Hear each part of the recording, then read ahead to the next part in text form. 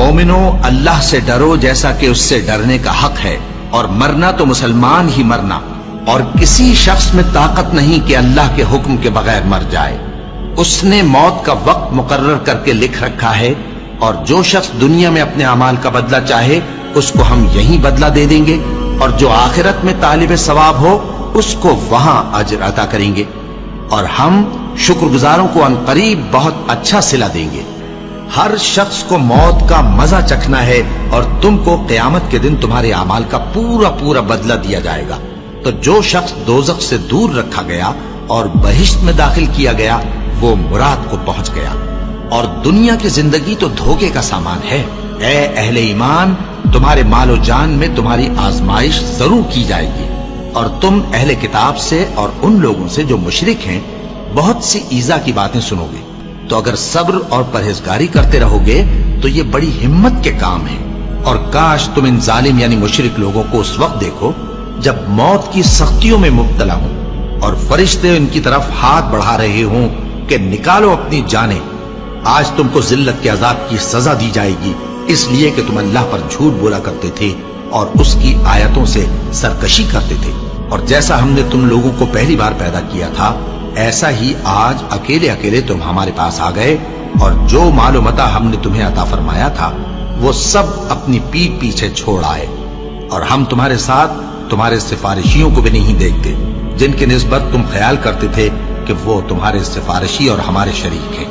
آج تمہارے آپس کے سب تعلقات منقطع ہو گئے، اور جو دعوے تم کیا کرتے تھے سب جاتے رہے۔ ان فرشتوں کی قسم جو ڈوب کر کافروں کی جان کھینچ لیتے ہیں، اور ان کی جو مومنوں کی جان آسانی سے نکالتے ہیں۔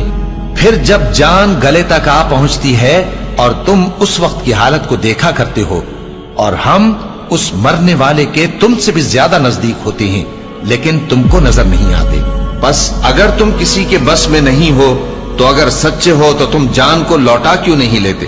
ہم نے تمہارے لیے موت کو مقرر کر دیا ہے، اور ہم اس بات سے عاجز نہیں۔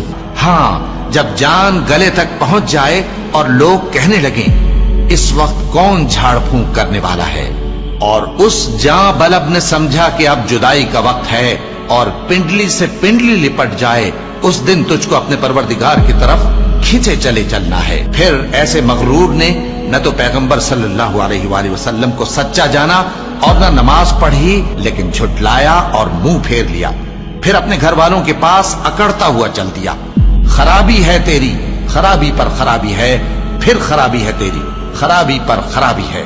کیا انسان یہ خیال کرتا ہے کہ اسے یوں ہی چھوڑ دیا جائے گا؟ وہ اپنے اہل و عیال ہی میں مگن رہتا تھا، وہ تو خیال کرتا تھا کہ اللہ کی طرف لوٹ کر نہ جائے گا۔ کیوں نہیں؟ اس کا پروردگار تو اس کو دیکھ رہا تھا۔ سو میں شام کی سرخی کی قسم کھاتا ہوں، اور رات کی، اور جن چیزوں کو وہ اکٹھا کر لیتی ہے ان کی، اور چاند کی جب وہ پورا ہو جائے، کہ تم لوگ درجہ بدرجہ ضرور چڑھو گے، اور موت کی بے ہوشی حقیقت کھولنے کو طاری ہو گئی۔ اے انسان، یہی وہ حالت ہے جس سے تو بھاگتا تھا۔ سن رکھو کہ جو کچھ آسمانوں اور زمین میں ہے سب اللہ ہی کا ہے۔ سن رکھو کہ اللہ کا وعدہ سچا ہے، لیکن اکثر لوگ نہیں جانتے۔ وہی جان بخشتا اور وہی موت دیتا ہے، اور تم لوگ اسی کی طرف لوٹ کر جاؤ گے۔ اور جو مال ہم نے تم کو دیا ہے اس میں سے اس وقت سے پیشتر خرچ کر لو کہ تم میں سے کسی کی موت آ جائے تو اس وقت کہنے لگے کہ اے میرے پروردگار، تو نے مجھے تھوڑی سی اور مہلت کیوں نہ دی تاکہ میں خیرات کر لیتا اور نیک لوگوں میں داخل ہو جاتا۔ اور جب کسی کی موت آ جاتی ہے تو اللہ اس کو ہرگز مہلت نہیں دیتا، اور جو کچھ تم کرتے ہو اللہ اس سے خبردار ہے۔ اے اطمینان والی جان، اپنے پروردگار کی طرف لوٹ چل، تو اس سے راضی، وہ تجھ سے راضی۔ سو تو میرے خاص بندوں میں شامل ہو جا اور میری بہشت میں داخل ہو جا۔